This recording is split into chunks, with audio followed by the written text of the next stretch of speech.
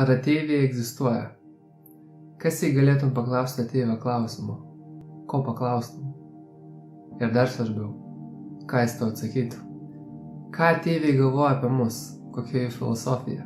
Ką jie mano apie visatą? Kodėl mes joje? Ar dažnai naktį žiūrėdamas į žvaigždės paklausi savęs, ką visą tai reiškia? Ar tai turi kažkokią reikšmę? Mano gyvenimas stipriai pasikeitė, kai perskaičiau vieną knygą. Jos pavadinimas yra Vienio dėsnis. Ir ji yra padiktuota ateivio. Taip, tu mane išgirdai teisingai. Ši knyga kalba apie visatos ir mūsų evoliuciją iš ateivio perspektyvos. Vienio dėsnio knyga buvo rašoma 4 subjektų. Mokslininko Don Elkins, mediumės Carlos Ruckert, užrašinėtojo Jim McArthur bei nežemiškos būtybės, kuri vadina save Ra. Ra pasiskelbia ne kaip viena būtybė, o kaip visuomenės kompleksas sudarytas iš tūkstančio net milijonų sielų, kurios visos yra susijungusios į vieną sąmonę. Ir visi jie save vadino Ra. Ra teigia, kad jie yra pažengę milijonus metų prieki toliau evoliuciją nei žmonės ir šiuo telepatiniu kontaktu jie nori atsakyti visus trijulės klausimus susijusius su visata ir žmonijos evoliucija. Ra save vadino 6 tankio arba dimensijos siela, kuri gyveno ne tarp sunkios materijos, kaip gyvename mes, bet tarp labai subtilios energijos. Ra kūnai buvo sudaryti tik tai iš energijos. Bet pradėkime viską nuo pat pradžių. Kaip įvyko pokalbis su Ra? Viskas prasidėjo nuo mokslininko Dono Elkinso, kuris tyrinėjo ateivių ir paranormalių reiškinių fenomenus. Jis organizavo telepatiją tyrinėjančius eksperimentus, dar kitaip vadinamus channelingu. Kaip jie vykdavo? Na, pavyzdžiui, vienas jų vyko taip. Jie susirinkdavo 10 žmonių kompaniją ir visi kartu medituodavo, o be medituodami užsirašydavo mintis, kurios ateidavo į galvą. Būtent taip jie mokėsi telepatijos. Ir vieno tokių eksperimentų metu Carla Ruckert, mergina, netyčia užmezgė kontaktą su Ra. Šio eksperimento metu Carla perėjo į visišką transą ir jos lūpomis pradėjo kalbėti Ra. Ką Ra pasakė? Pagrindinė Ra žinutė buvo tai, kad mes gyvename kruopščiai sukurtoje iliuzijoje, kurie iš pirmo žvilgsnio kiekvienas iš mūsų patiria individualų, atskirą nuo kitų gyvenimą. Bet Ra teigia, kad iš tikrųjų egzistuoja tik viena būtybė, tik vienas aš visoje visatoje. Šitas vienas aš, arba kaip Ra jį vadina begalinis kūrėjas, suteikia laisvą valią kiekvienai visatos porcijai. Jei mes neturėtume laisvos valios, mes būtume kontroliuojami šios vienos sąmonės ir neturėtume galimybių nei mokytis, nei augti. Ra šį procesą apibūdina kaip kūrėjas bandantis pažinti save. Galiausiai tu esi tas pats vienas beribis kūrėjas, kuris sukūrė visatą. Kitaip tariant, tavyje miega visatos galia. Dabartinė Žemės planeta yra lyg pradinė mokykla, kurioje mes mokomės, kaip ši galia veikia ir kaip ją naudotis. Ra dažnai vartoja vieną terminą, jo pavadinimas yra iškraipimas. Viskas apart beribės vienybės, kuri jungia visą visatą, pagal Ra yra iškraipimas. Ra teigia, kad ši iliuzija, kuriame mes kiekvienas patiriame atskirą gyvenimą, remiasi 3 vienio dėsnio iškraipimas. Pirmas iškraipimas yra laisva valia, per kurią kūrėjas bando patirti save per atskirus subjektus. Laisvą valią turime ne tik tai mes žmonės, bet taip pat turi ir mūsų planeta, mūsų Saulė ir mūsų visa galaktika turi taip pat laisvą valią.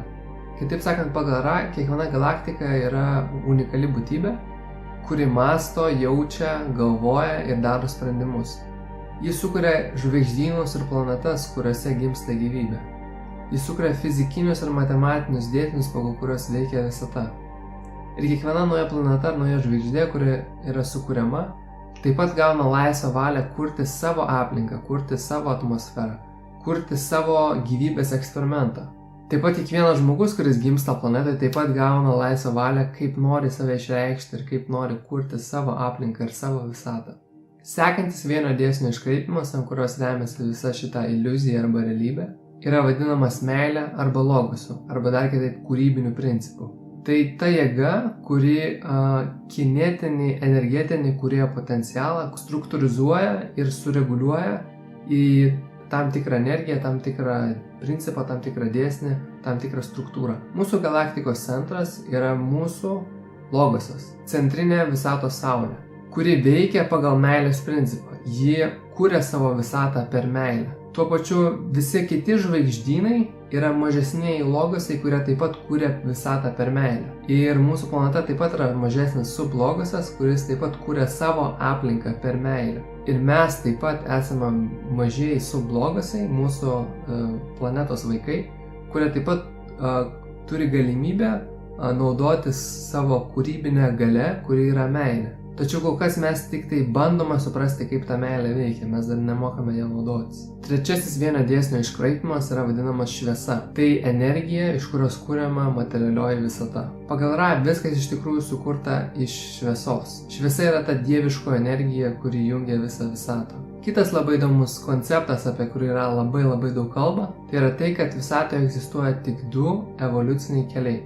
Ir būtent dabartinėje planetoje, dabartinėje mūsų stadijoje, mūsų tikslas yra pasirinkti tarp šitų dviejų kelių. Vienas yra tarnauti savo, kitas yra tarnauti kitiems. Arba kitaip sakant, savanaudiškumas ir altruizmas. Ir tik kaip siela pasirenka vieną iš šitų dviejų kelių, jinai vėliau po mirties gali reinkarnuotis į sekančio tankio arba dimensijos planetą, kurie yra visiškai skirta arba tarnavimui savo, arba tarnavimui kitiems. Tai, kitaip sakant, siela gali pereiti į aukštesnį visatos lygį. Ra taip pat yra prisidėję prie mūsų praeities ir istorijos. Ra teigia, kad jie buvo apsilankę Atlantidoje prieš 40 000 metų ir Egipte prieš 10 000 metų. Atlantidos laikais Ra suteikė atlantidiečiam slaptą kristalų technologiją, kurios pagalba atlantidiečiai galėjo kurti naujas gyvybės formas, stipriai paspartinti savo evoliuciją, gydyti kitas sielas ir dar daugiau. Su ta technologija atlantidiečiai jautėsi kaip dievai.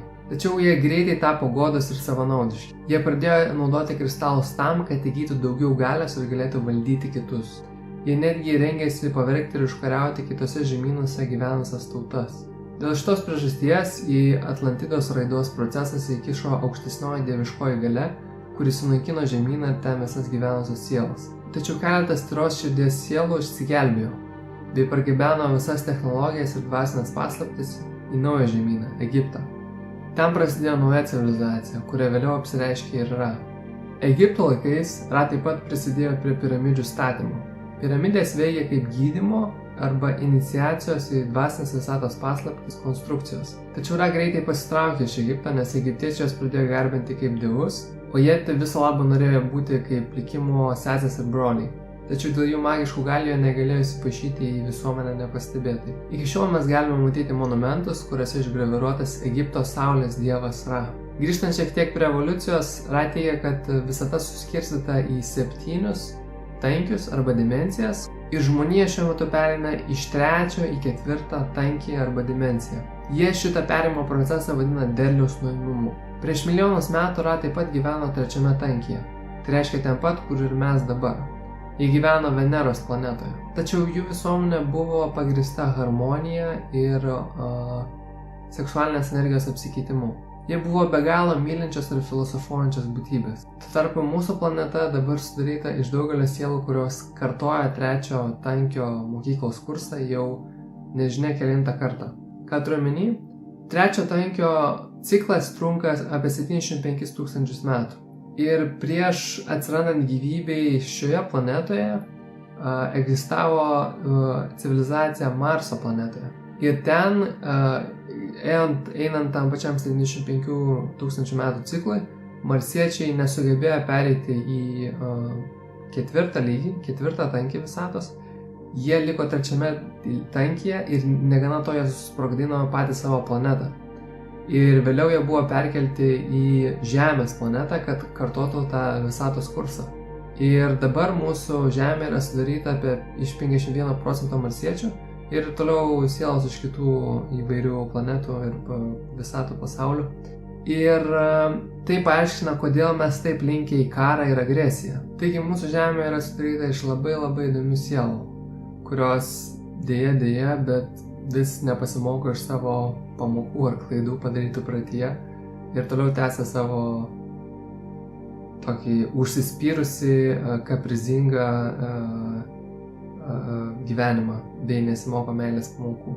Kaip jau minėjau, Ra šiuo telepatiniu kontaktu norėjo padiktuoti vienio dėsnį iš naujo, kaip jie darė tai Egipto laikais, bet Egipto laikais jam nepavyko to padaryti, nes, kaip jau sakiau, pradėjo garbinti kaip dievus ir jie turėjo pasitraukti. Jie norėjo iš naujo padiktuoti vieną dėsnį suprantamai taip, kad žmonės galėtų suprasti tą medžiagą ir pasisemti šios žinių. Ra dažnai vartoja terminą originalioji mintis. Jie teigia, kad viskas visatoje sukurta iš originaliosios minties, kuri yra besąlyginė meilė, arba kad viskas sukurta iš vienos vibracijos, kuri yra meilė. Aš galėčiau dar ilgai ir nuobodžiai pasakoti apie vieną dėsnį, nes tai iš tikrųjų yra labai įspūdinga knyga, kuri yra labai daug joje informacijos ir tiesiog neišsemiami klodai. Bet kažkur reikia sustoti. Tai ačiū labai, kad žiūrėjai šitą video. Tai jeigu norėsi rasti daugiau vaizdo įrašų apie vieną dėsnį, gali juos rasti mano YouTube kanale. Taip pat kviečiu užsiprenumeruoti mano YouTube kanalą ir paspausti varpelį, kad žinotum, kada aš leidžiu naujus video. Parašyk, kaip tau patiko šitas video, ar tu taip pat klausi savęs, ar ateiviai egzistuoja, ką jie mano apie mus, ką jie mano apie mūsų visatą ir panašiai. Tai va, ačiū, kad žiūrėjai ir iki kitų kartų.